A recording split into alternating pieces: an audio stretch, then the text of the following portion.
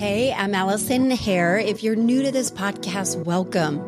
I am a former high-performing corporate sales executive turned lifestyle entrepreneur, all intentionally by accident.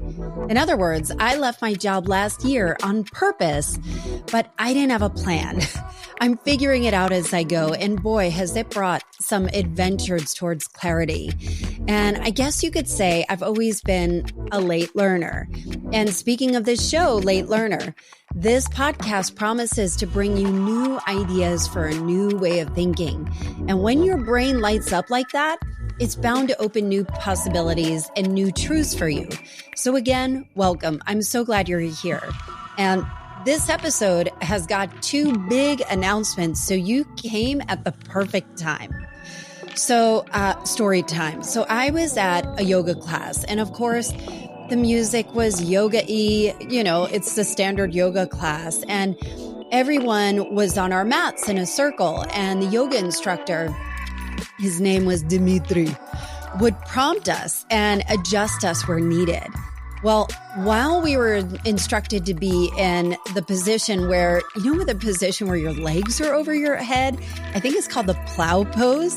So I look over and Dimitri is helping an older lady get into her plow pose, and she rips a fart right in his face. Y'all, I might as well have been a 12-year-old. I looked around and not one other person was laughing, and I could barely contain myself.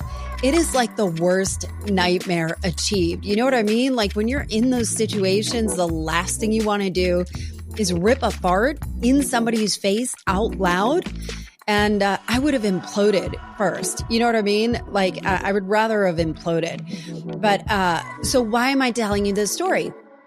Well, they always say to start anything with a humorous or interesting story. So there you go.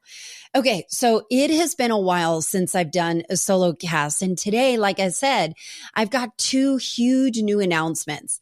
And I've been baking some new ideas in the background as I've been showing up on the podcast week after week after week. And now is the time. And can you tell I am a little bit nervous about it? Not because I'm nervous that it won't work, but because I know it's exactly the right way to show up. And it's different. It's not the norm. And it's not something I've ever done before. So I'm a little, So let me give you a peek inside the curtain, or at least behind the curtain.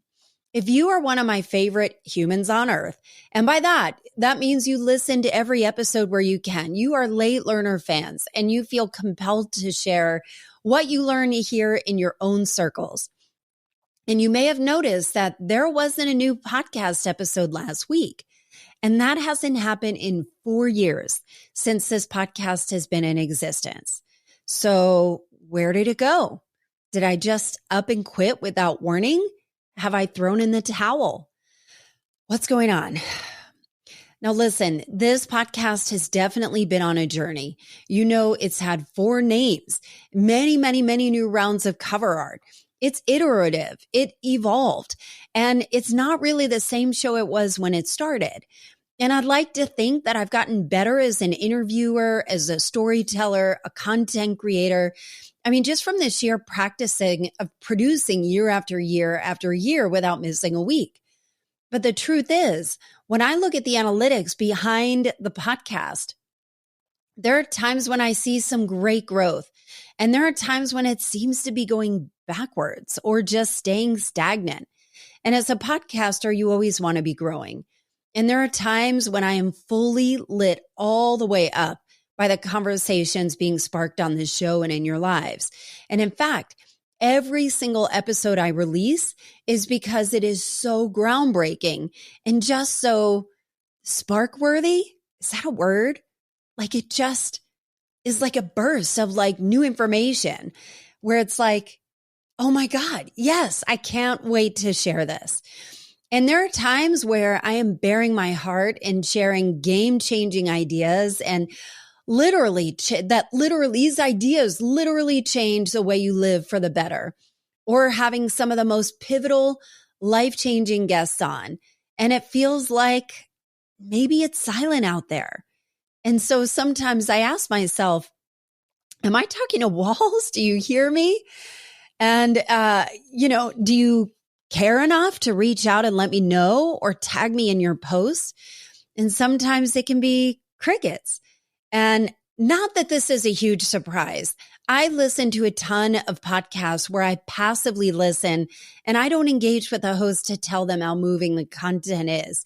And I will share it and I'll do all of those things. So, it goes in ebbs and flows, and sometimes you'll hear a lot and sometimes it'll be a little more quiet. And so that is fairly normal in the podcast world, unless you've got a massive podcast where the audience is super engaged and it has millions of followers, And so, it's not that my expectations are that I need to hear from you anytime I turn on the mic. That's not it at all.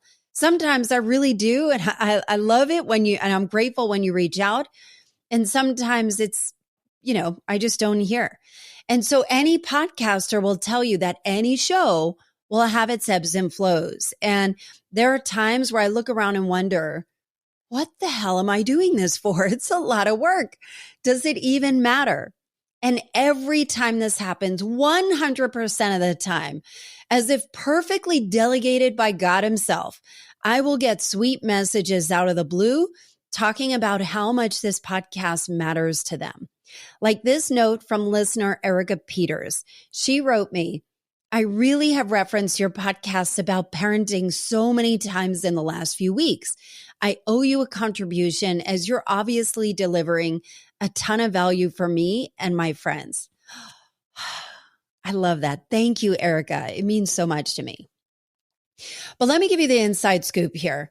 Podcasting is a weird business. The days of dumb money, as they call it, in podcasts, the Joe Rogan money, are kind of over. Podcast agency and networks have done massive layoffs recently, as reflected in a lot of tech companies out there, as you probably know. Big celebrity shows have been canceled or not renewed. And I actually think this is a great thing. It is a needed correction. There are over 4 million podcasts out there. But listen closely. I got to tell you this. There are over 4 million podcasts out there. But the truth is, only 400,000 are producing content shows regularly. Did you get that? Only 10% of podcasts out there are even producing any content on a regular basis. And out of that, there are a lot of junky podcasts. The majority don't have great sound, which to me is a total deal killer, even if you have great content. But most have pretty mediocre or just not the greatest content. It may not be very focused on a specific niche or be so often so general that the message gets diluted. And most, because of the dilution or because it is so broad, most don't have a loyal following.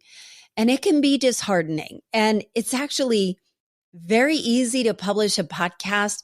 You can do it 100% for free. There is a low barrier of entry. But another crazy stat is the majority, almost 90%, don't make it past episode 7 as a creator. And a whole 25% don't make it past episode 1.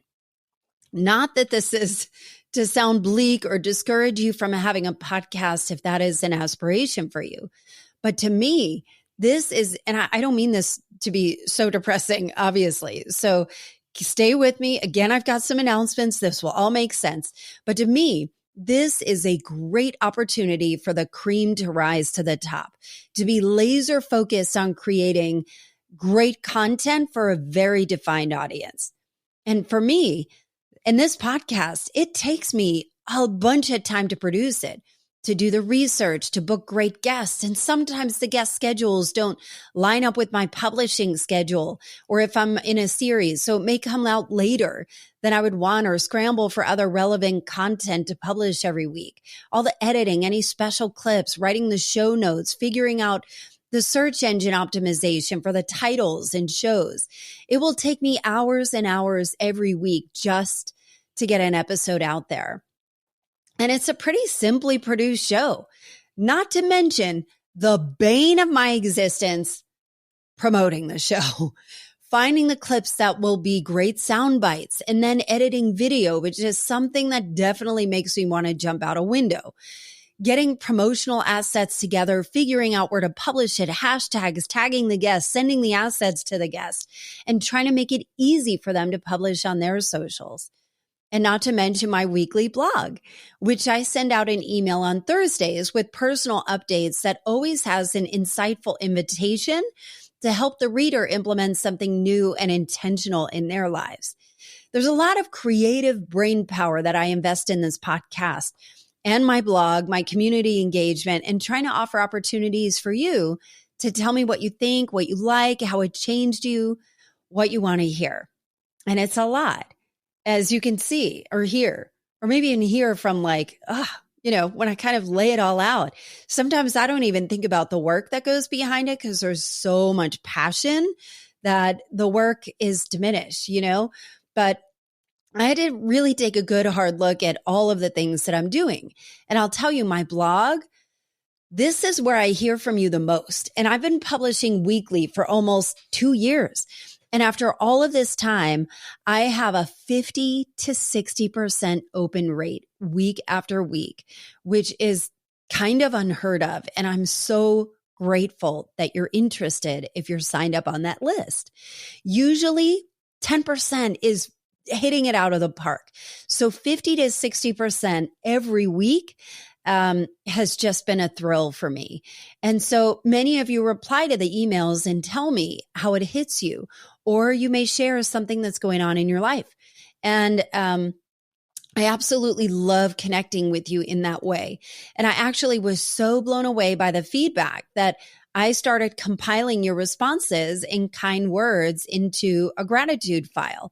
So I have quotes from you about the podcast, and I put your name right next to it so I always remember. And it also helps me notice any trends or common words that you use to describe, what you're hearing or how it lands for you. So if you're not on that email list, sign up at the bottom of the page on AllisonHare.com. And if you're on that email list, thank you. And feel free to always just hit a reply with a few words. I personally really love writing blogs. And it started out just as a practice to publish every week so I can get better at writing and not talk myself out of doing it. It's been really fun, and I just love hearing from you. But for the podcast, I have to say, it is truly a joy. The conversations I'm having are totally life-giving. And some of you may know I have a degree in broadcasting. So audio and public speaking have always been where I feel like I am totally in my element. It feels expansive and where I belong. And, it's one of those things too, where if there's a topic that I personally am struggling with, or I hear that you're struggling with, it feels almost like free therapy because I get some of the foremost leading experts on some of these topics, and it really genuinely helps me and the listeners process it in real time and really get some help with it. The business of the podcast, however, is a beast. And that is not what I love. What I do love is creating a very real, very open space to talk about some of the deepest fears, thoughts, challenges, new ideas, and to help you grow and evolve in a way that feels more authentic to you and is an authentic expression for me. And these solo casts, I know this sounds crazy, but sometimes they take days and days to put together for you. And this is where I have to surrender to my creative processes. For me, I don't know what I think until I write it down. So I might have an idea and they're kind of all over. You know what I mean? Like they're just a bunch of cloud bubbles where I'm like, ooh, that's good. Ooh, that's good. Ooh, I want to talk about that. But to put it together in some kind of coherent pattern that makes sense is really where kind of my creative process kicks in. And so, people often wonder, am I just talking off the cuff when I do my solo casts? And honestly, I wish I could, but I don't trust that it's not going to be a rambling mess and I'll forget the important parts. I know that your time is so valuable, and I want to keep these episodes as short as possible to communicate an idea so I can hold your attention long enough. People often ask, what is the perfect length for a podcast? And the answer is long enough to communicate what you need to without it getting boring. So I always outline it beforehand, and writing is actually a fun phenomenon for me. Even for my blog posts, I never know what is going to come out. I just start writing and refine as I go. I always trust it will end up as it should, and I don't worry at all about perfection.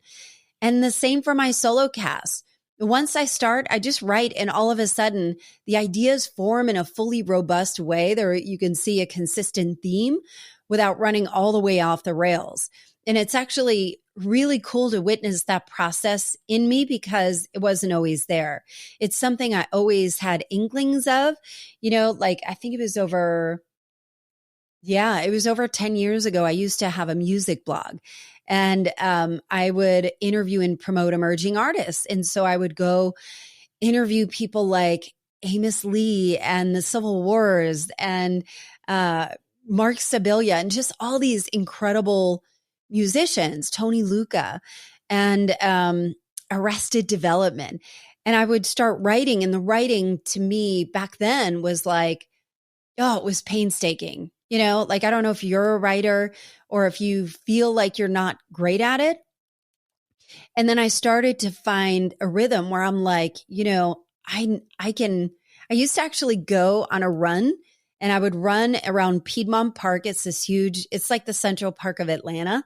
It literally is designed by the same designer, a park designer, landscape architect.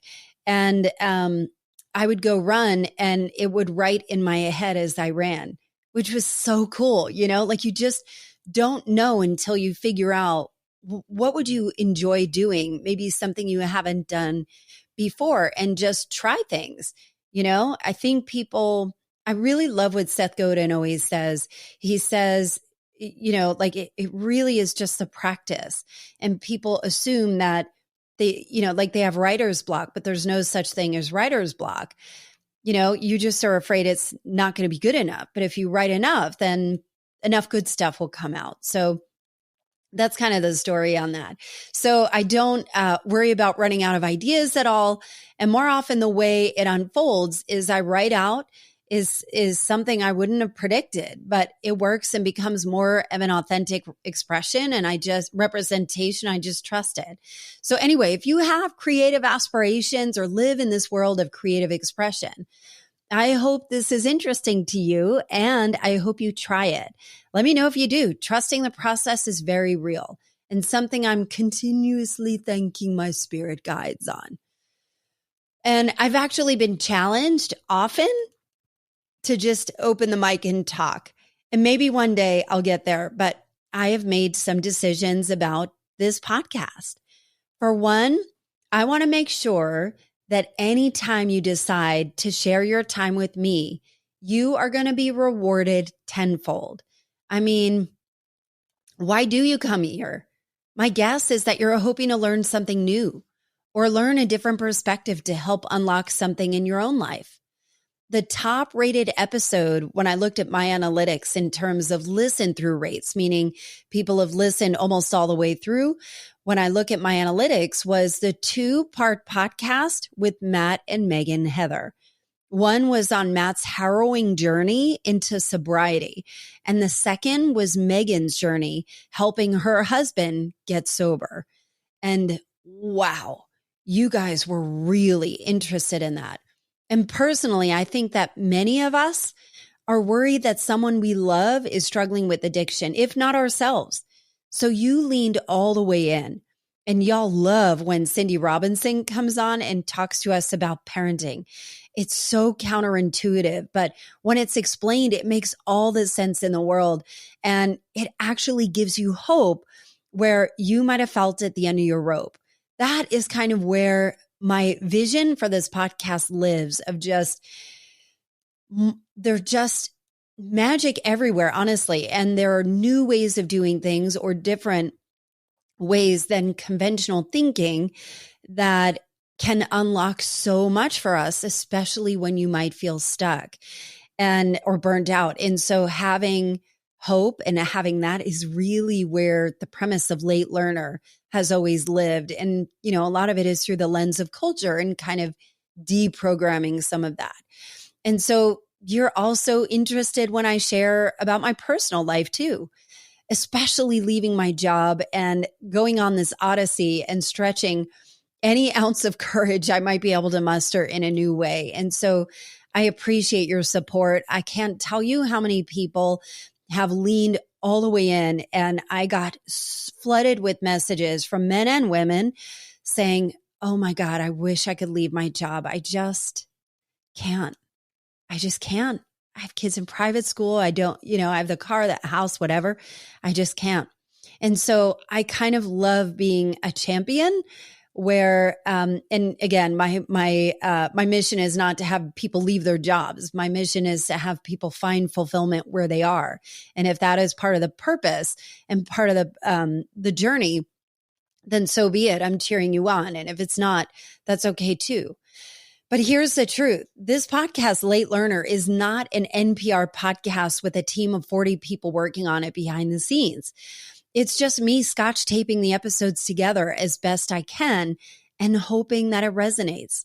And sometimes, well, I will say most of the time, falling short of the promotion and creativity that each episode deserves, simply because I run out of time and sometimes it just isn't met with the same, people are interested in my personal life more than they are in the promoting side of things. And so, I think there is a level of, what is the word? People just get a little bit desensitized to any of the promotional stuff. And I get that too. I'm in the same boat. So here is the big announcement on this podcast. I am so incredibly grateful for my loyal listeners.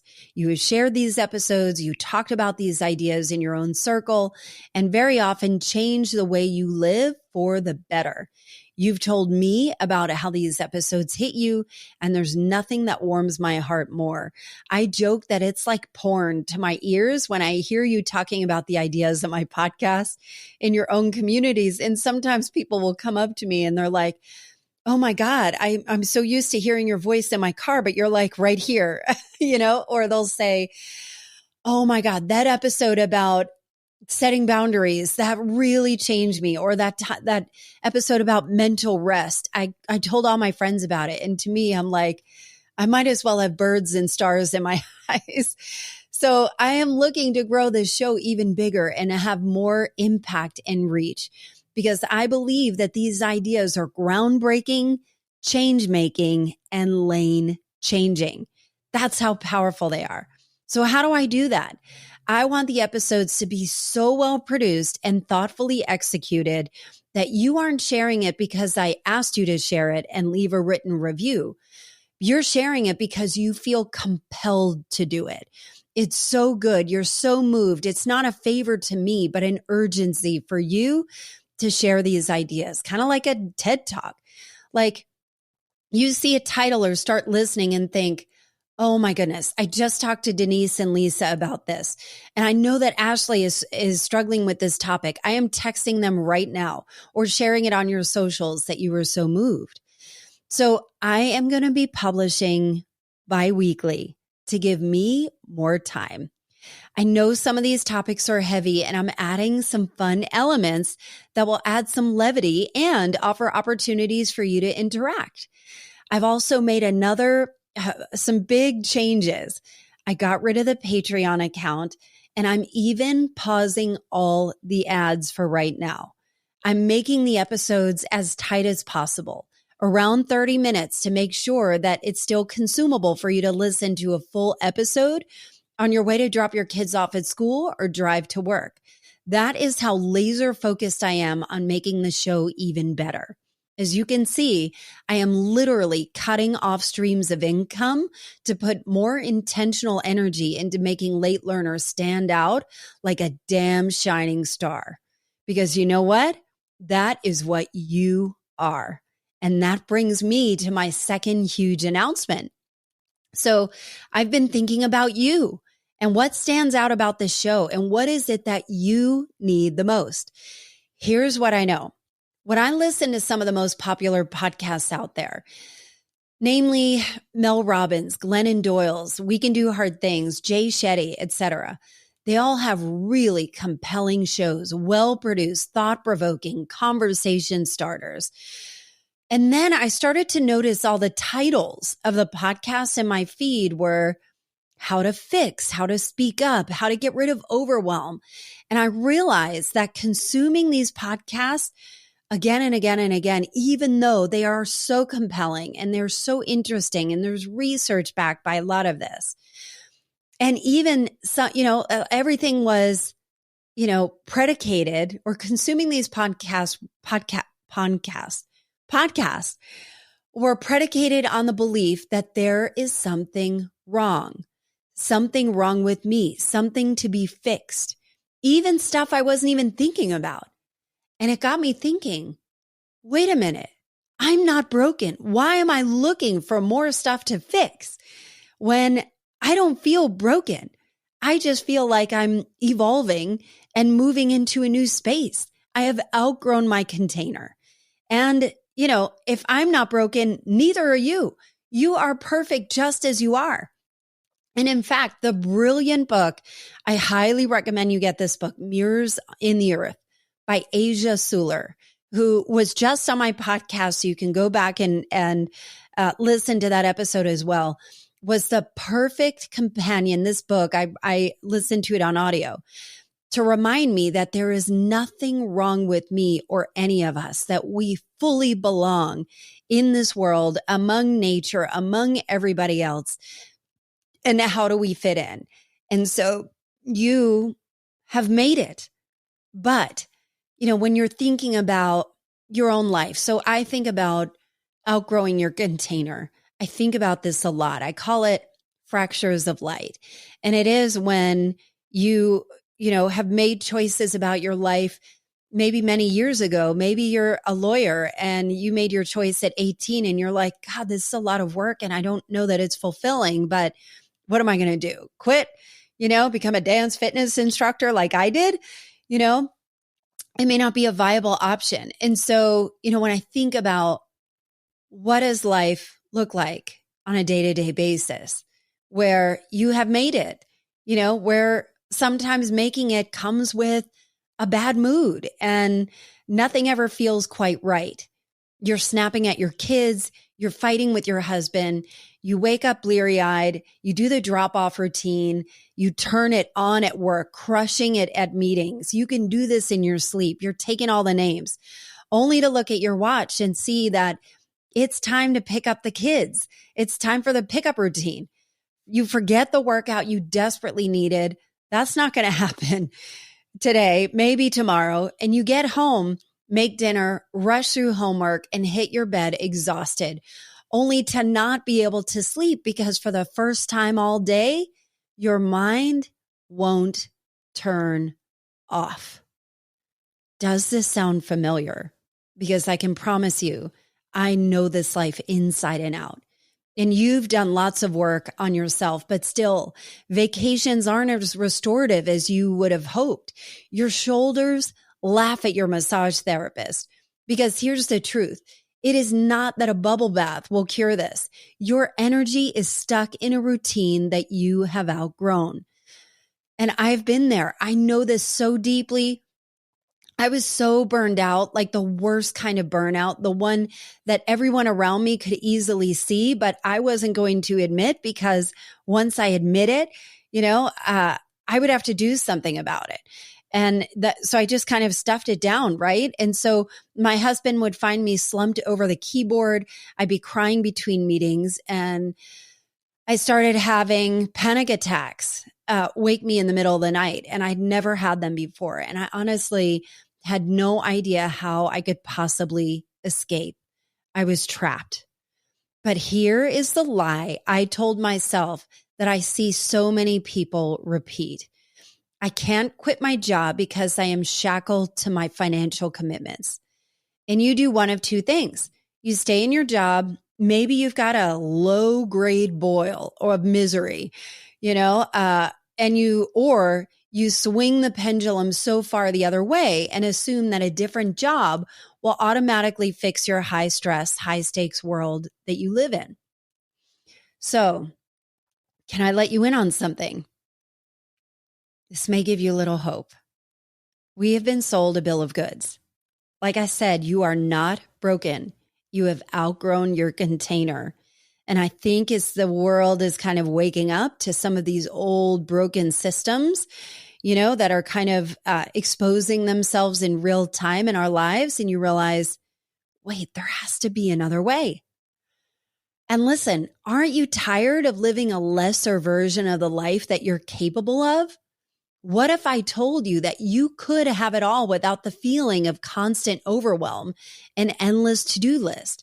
There is a method to more margin so you can unlock more relief and have more balance, restore some of the relationships, and not to mention elevate your moods and feel more passionate, enthusiastic, bright, fully embodied, energetic, and joyful. Doesn't that sound good? And of course, you can figure all of this out on your own. But you and I both know the truth. You just won't take the time to prioritize you when you have so much on your plate all the time. I know this. I know you're a super achiever. So when does it stop? Your next planned trip with the kids where you're constantly on alert? So here is the exciting announcement. I have been working on a membership to help burnt out professional mamas reprioritize what lights you up. Now, I am in the middle of baking that. It is not yet available, but it is so freaking juicy and awesome.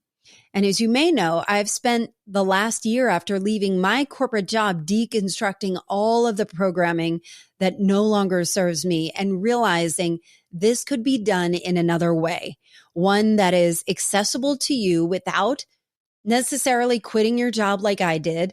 And in fact, what I believe in my heart about you is that if you're not broken, nothing needs to be fixed.